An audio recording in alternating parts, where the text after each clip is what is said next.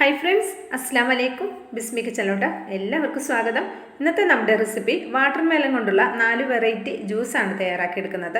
നല്ല റീഫ്രഷിംഗ് ആയിട്ടുള്ള നല്ല ഹെൽത്തി ആയിട്ടുള്ള ജ്യൂസാണ്. അപ്പോൾ നമുക്കിതെങ്ങനെയാണ് തയ്യാറാക്കുന്നതെന്ന് നോക്കാം. അതിനായിട്ട് ഞാൻ ഇതേപോലെ മിക്സിയുടെ ചെറിയ ജാർ എടുത്തിട്ടുണ്ട്. ഇതിലേക്ക് ഒരു അരക്കപ്പോളം വരുന്ന പഞ്ചസാര എടുത്തിട്ടുണ്ട്. ഇത് നന്നായിട്ടൊന്ന് പൊടിച്ചെടുത്തിട്ടുണ്ട്. ഇനി ഇതിവിടെ മാറ്റി വയ്ക്കാം. പിന്നെ ഞാനിതിലേക്ക് 250 ml കപ്പിൽ 1.5 കപ്പ് പാലാണ് എടുത്തിട്ടുള്ളത്. തിളപ്പിച്ചതിന് ശേഷം ഫ്രിഡ്ജിൽ വെച്ച് നന്നായി തണുപ്പിച്ചെടുത്തിട്ടുള്ള പാലാണ്. നല്ല തണുത്ത പാല് തന്നെ എടുക്കാൻ ശ്രദ്ധിക്കണം. അപ്പോൾ അതാ ഇതിലേക്ക് മധുരത്തിന് ആവശ്യമായ നമ്മൾ പൊടിച്ചു വെച്ചിട്ടുള്ള പഞ്ചസാര ചേർത്ത് കൊടുക്കുക. പഞ്ചസാര പൊടിച്ചത് പെട്ടെന്ന് മിക്സായി കിട്ടാൻ വേണ്ടിയിട്ടാണ് കേട്ടോ. പിന്നെ ഇതിലേക്ക് ഒരു 1/4 ടീസ്പൂൺ ഏലക്കയുടെ പൊടിയാണ് ചേർത്ത് കൊടുക്കുന്നത്. ഇപ്പോൾ ഏലക്കയുടെ പൊടി ഇല്ലെങ്കിൽ ഏലക്ക മാത്രമുണ്ടെങ്കിൽ പഞ്ചസാരയിലിട്ട് പൊടിച്ചെടുത്താലും മതിയാകും. അപ്പോൾ അതാ നന്നായിട്ടൊന്ന് മിക്സ് ചെയ്ത് എടുത്തിട്ടുണ്ട്. അതിവിടെ മാറ്റി വെച്ചിട്ടുണ്ട്. ഇനി നമുക്ക് വേണ്ടത് വാട്ടർ മെലനാണ്. ഞാൻ വാട്ടർ മെലനും അതുപോലെ തന്നെ നന്നായിട്ട് ചെറുതായിട്ട് ക്യൂബായിട്ട് കട്ട് ചെയ്തിട്ട് അതിൻ്റെ കുരുവൊക്കെ കളഞ്ഞിട്ട് ഫ്രിഡ്ജിൽ വെച്ച് നന്നായി തണുപ്പിച്ചെടുത്തതാണ് കേട്ടോ. നമ്മളിതിലേക്ക് ഐസ് ക്യൂബ് ചേർക്കാത്തതുകൊണ്ട് നന്നായിട്ട് തണുപ്പിച്ചെടുത്ത വാട്ടർ മെലനും യൂസ് ചെയ്യാൻ ശ്രദ്ധിക്കണം. അപ്പോൾ അത് വാട്ടർ മെലൻ ഇതേപോലെ ഒരു ഗ്ലാസ്സിലേക്ക് നിറച്ച് ചേർത്ത് കൊടുക്കുന്നുണ്ട്.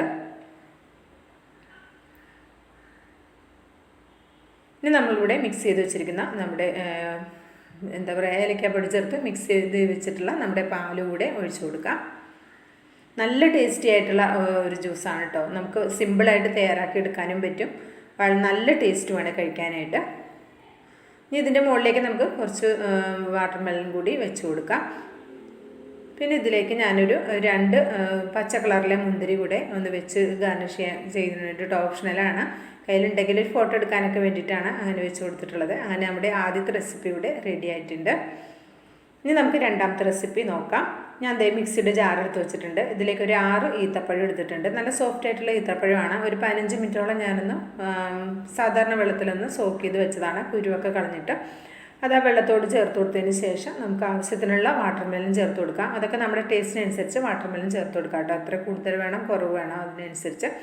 അപ്പോൾ അതാ ഇതിലേക്ക് ഞാൻ കുറച്ച് വെള്ളം കൂടെ ഒഴിച്ചിട്ട് നന്നായിട്ടൊന്ന് അടിച്ചെടുത്തിട്ടുണ്ട്. ഒരു അരക്കപ്പോളം വെള്ളമാണ് ചേർത്ത് കൊടുത്തത്. ഇനി തണുപ്പിന് ആവശ്യമായ ഐസ് ക്യൂബ് നമുക്ക് തണുപ്പ് വേണ്ടെന്നുണ്ടെങ്കിൽ വേണ്ട, അല്ലെങ്കിൽ ഐസ് ക്യൂബ് വേണമെങ്കിൽ ചേർത്ത് കൊടുക്കാം. അപ്പോൾ ഇത്രേ ഉള്ളൂ രണ്ടാമത്തെ റെസിപ്പി. വളരെ സിമ്പിളാണ്, ഹെൽത്തിയാണ്, നല്ല ടേസ്റ്റിയാണ്. ഇതിലേക്കൊരു പുതിന വെച്ച് കൊടുത്തിട്ടുണ്ട് ഗാർണിഷിങ്ങിന് വേണ്ടിയിട്ട്.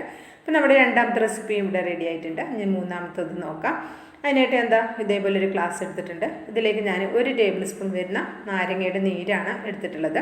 പിന്നെ ഞാൻ എടുത്തിട്ടുള്ളത് നന്നാരി സിറപ്പാണ്. അത് നമുക്കൊരു 1.5 മുതൽ 2 ടേബിൾ സ്പൂൺ വരെയൊക്കെ ചേർത്ത് കൊടുക്കാം. നമുക്ക് ഫ്ലേവറിനനുസരിച്ച് ചേർത്ത് കൊടുക്കാം. പിന്നെ നന്നായിട്ടൊന്ന് മിക്സ് ചെയ്തെടുക്കാം. മിക്സ് ചെയ്തെടുത്തതിന് ശേഷം നമുക്കിതിലേക്ക് വാട്ടർ മെലൻ ചേർത്ത് കൊടുക്കാം. ഞാനിവിടെ കുറച്ചധികം കട്ട് ചെയ്ത് വെച്ചിട്ടുണ്ടല്ലോ, അപ്പോൾ അതിൽ നിന്ന് കുറച്ചിട്ട് കൊടുക്കാം.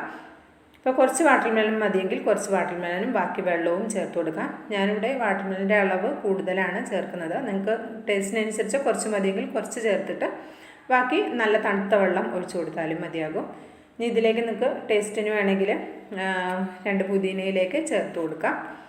പിന്നെ ഇതിലേക്ക് കുറച്ച് കസ്കസ് കൂടെ വെള്ളത്തിലിട്ടിട്ടുണ്ടായിരുന്നു. 1 ടേബിൾ സ്പൂൺ കസ്കസ് ഞാൻ കുറച്ച് വെള്ളത്തിൽ ഒരു 10 മിനിറ്റ് കുതിർത്തെടുത്തതാണ്. ഇനി ഇതിലേക്ക് കുറച്ച് വെള്ളം കൂടെ ചേർത്ത് കൊടുക്കാം. നന്നായിട്ടൊന്ന് മിക്സ് ചെയ്തിട്ട് വേണം കേട്ടോ കഴിക്കാനായിട്ട്. അപ്പോൾ അത് നമ്മുടെ മൂന്നാമത്തെ റെസിപ്പി ഇതാണ്. ഇനി നാലാമത്തത് നോക്കാം.